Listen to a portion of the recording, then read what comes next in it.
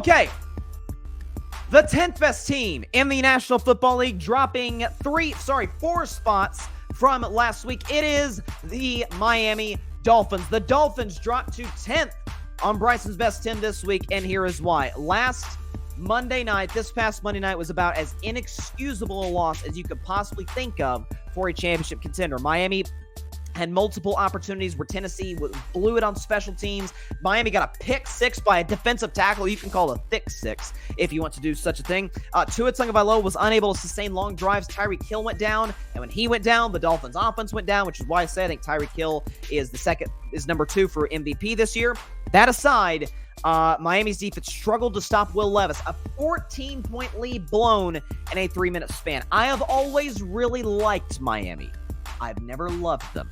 I think Tua has proven to me he's a franchise quarterback. Tyreek Hill has proven for a long time he's one of, if not the best receiver, certainly this year, the best receiver in the sport. Jalen Waddle productive as well. Raheem Mostert, I like what they bring to the table, but they have a key fatal flaw that their head coach's mentor, Kyle Shanahan, also has. It's the only weakness of the 49ers.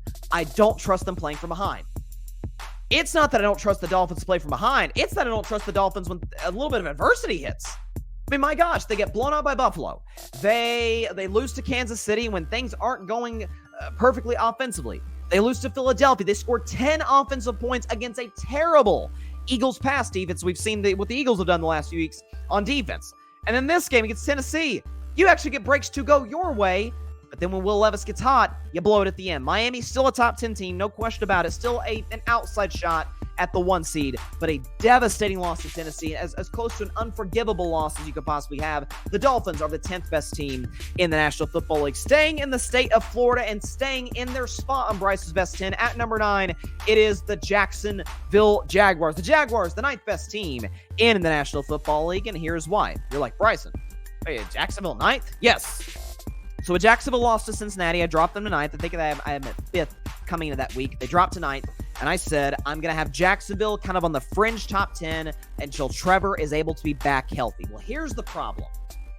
He played on Sunday against the Browns, and it was very much a mixed bag. He had 3 touchdowns, but he also had 3 interceptions and was outplayed by Joe Flacco. But this is now 4 straight games. 4 straight games for Trevor in which he's had 3 touchdown passes. Now he's doing it with a bum ankle.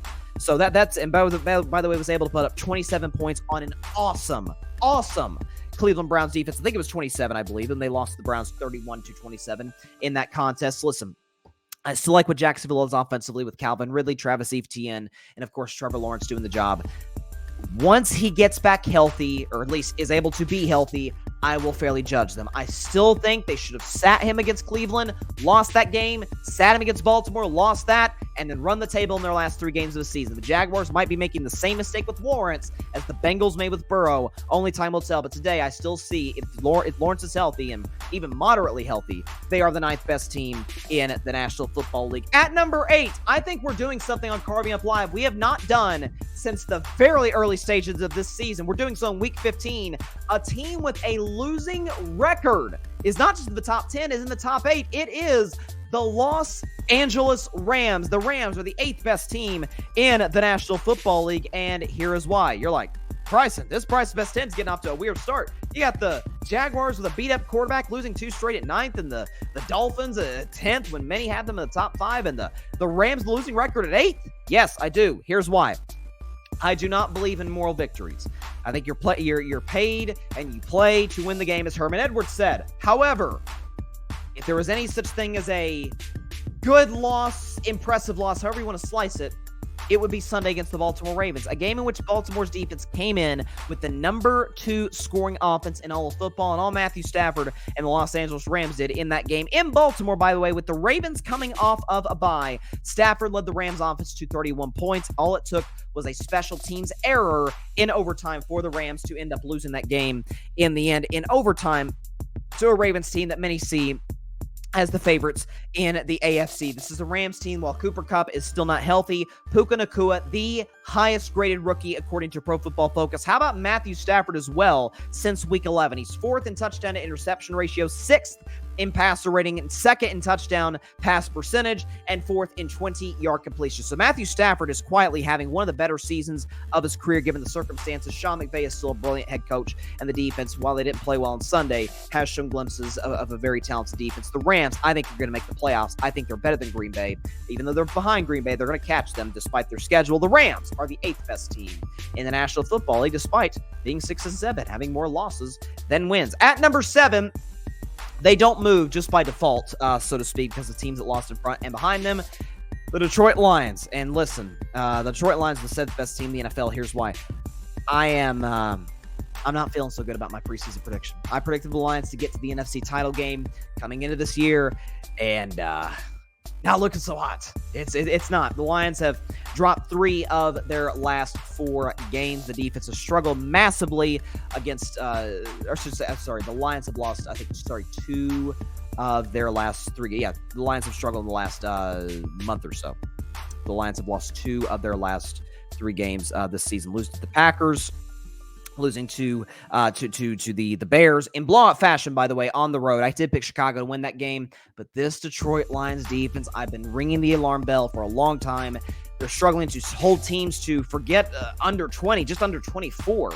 Teams are going up and down the field on them. Justin Fields did it twice. Jordan Love is struggling now. Did that. Derek Carr and at times Jameis Winston with the Saints, a terrible Saints offense at times, went up and down the field in this Lions defense. Now, I still love this offense. I think they'll bounce back. I like their personnel and what they have there in terms of the coaching staff with Ben Johnson and with Dan Campbell for that matter. They have got to fix the defense. Can they? If they will, they can put themselves sort of on the fringe of the contenders in the NFC, but right now I have Detroit kind of where they belong as the 7th best team in the National Football League. This next ranking makes me sick, but I have to call it how I see it. A team that was not in Bryce's best 10 last week now jumps to number 6. It is the Cleveland Browns. The Browns, the hated Browns as a Steelers fan, are the 6th best team, rather, in the NFL. And here's why. So Cleveland was winning their games solely off of great defense and solid running game, kind of the old school way. Now, there is a cap on this. There is a ceiling to this in terms of how long it can last and whether or not it translates to playoff success in the modern NFL.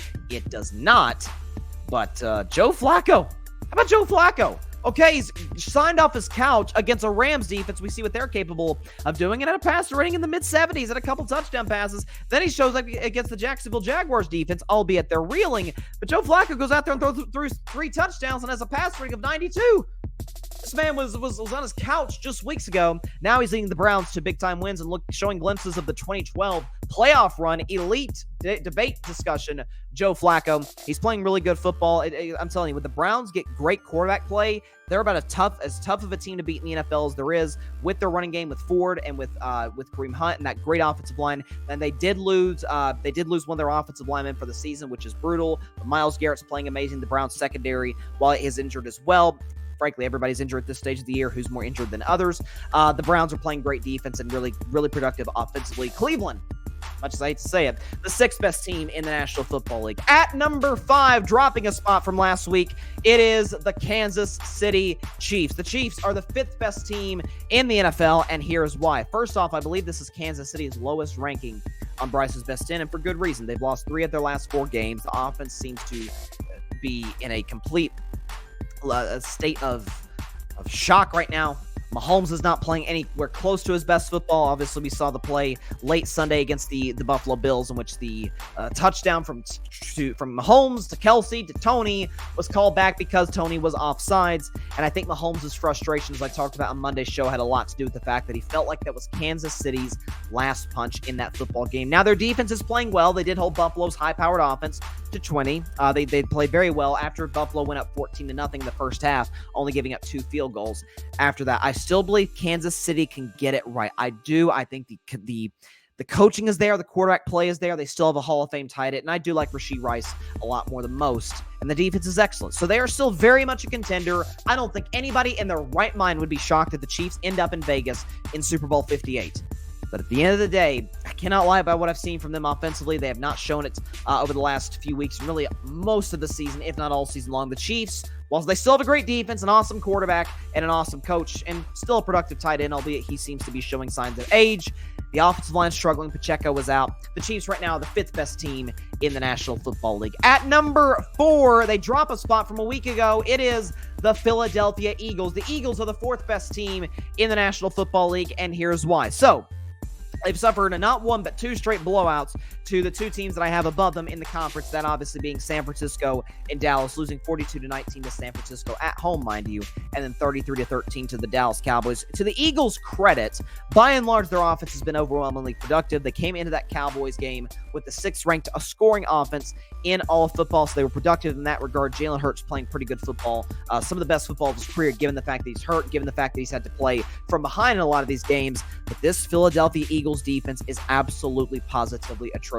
in virtually every way, shape, or form. If you look at their numbers over the course of this first part of the season, they're 28th in opponent points per game, 30th in opponent red zone touchdown percentage, dead last in the NFL in opponent third down percentage, 28th in opponent pass yards per game, 31st in opponent touchdown to interception ratio, and 29th in opponent passer rating. So this Eagles defense can't stop a nosebleed, and Jalen Hurts and the offense is kind of struggling for it. They're not playing complimentary football. They have a massive game against Seattle, and I think this is an opportunity for Philadelphia to say, yes, we are contenders. We are the defending NFC champions. We have an elite quarterback and at least a competent defense, although they haven't shown that at all this season. I think the Eagles still have the capability. They still have the roster to potentially get to and win a Super Bowl, but right now I'm not liking what I'm seeing from them. The Eagles are the 4th best team in the National Football League. At number 3, it is the Baltimore Ravens, and now this obviously makes me sick as well as a Steelers fan, but the Ravens, can't lie about what I'm seeing.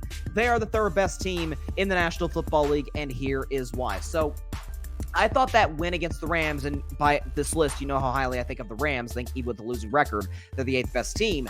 I think the way Baltimore has been winning the last month, especially with the Mark Andrews injury, consider the fact that they've had a great defense. They've been able to stop teams from really getting to anywhere between 15 and 20 points. They've been playing well, but the offense has kind of sputtered ever since Andrews went down. But for them to play a Rams defense that have been hot as of late, and to score 37 points, albeit 6 of those came on a special teams touchdown at the very end. But Lamar Jackson playing outstanding football, running the football, throwing the football.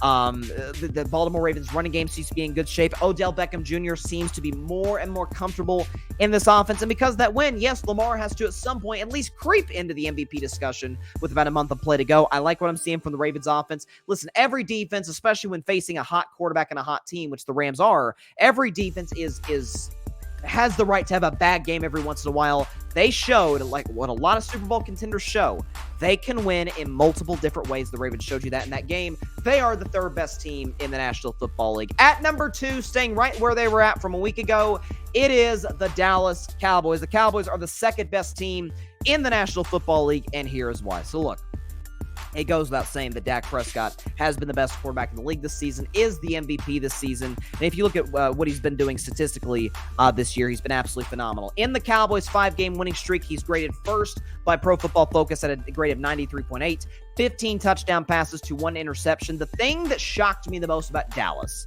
and I don't know if it's sustainable, but I liked what I saw nonetheless, is the fact that against a great Philadelphia Eagles defensive front with Jalen Carter, Fletcher Cox, and company, the Cowboys were able to rush for 138 yards and about 4.3 yards per carry. So Dak did not have to be Superman for the Cowboys to win this game. CeeDee Lamb is still one of the most productive receivers in the sport, 3rd in the NFL, I believe, in receiving yards. And given the weapons Philly has, given the desperation Philly has with the division on the line, with the 1 seed potentially on the line as well, A.J. Brown and Devontae Smith, Dallas Goedert back in the lineup. Stephon Gilmore had one of the better games of his career, forcing a fumble. The Cowboys forced 3 in all in this game. This defense is finding its way. They're top 10 in the NFL in scoring defense. The Cowboys offense is one of, if not the best offense in the NFL, and it all stems from Rayne Dakota Prescott, the MVP of the NFL. The Cowboys are the 2nd best team in the National Football League, and maintaining their rightful place at number 1, it is the San Francisco 49ers. The 49ers are the best team in the NFL, and here's why. So first of all, San Francisco's been number 1 longer or more weeks than any team this season. The Ravens have been number 1. The Lions were number 1 at one point. The Chiefs have been number 1 before. Baltimore, number 1 in here. San Francisco, number 1. And here's why. So they're taking on a Seahawks team. Again, desperation matters and divisional familiarity matters. And I get Drew Lock was starting at quarterback for Seattle. I get that. But Brock Purdy having one of his more impressive games of his very young career. 368 through the air, couple touchdown passes, and a pass rating of 122. George Kittle was very good. And a touchdown. Deebo Samuel was once again awesome, as was Christian McCaffrey. This Niners offense, when healthy, is absolutely the best in the NFL. This Niners team, when healthy, is absolutely the best in the NFL. I love what I'm seeing on all fronts in every way, shape, and form. San Francisco, again, if everybody's there, if everybody's good to go physically, I think only Dallas, Baltimore, and maybe Kansas City can beat them in a potential playoff game. And notice only one of those teams, Dallas, is an NFC team. But the Niners, you see what they're doing against great teams. You see what they're doing when healthy. They are the best team in the National Football League. Thanks so much for watching the show on YouTube, and be sure to go click that big red subscribe button and check out the other clips and full shows from Carving It Up Live, as well as our other incredible content creators here on the Grid Network.